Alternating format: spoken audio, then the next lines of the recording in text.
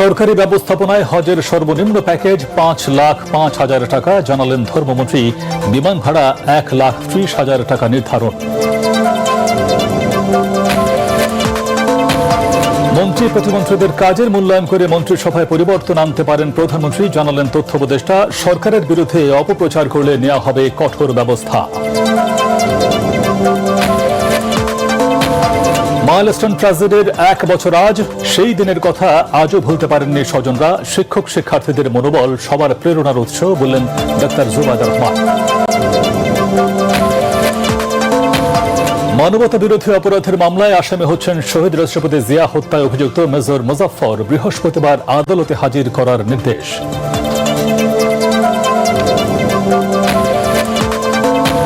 এবং 24-এর দিনে সরকারি চাকরিতে কোটা নিয়ে হাইকোর্টের রায় বাতিল হলেও 4 দফা দাবিতে অনড় থাকেন সমন্বয়করা। আন্দোলন মোড় নেয় সরকার পতনের 1 দফায়।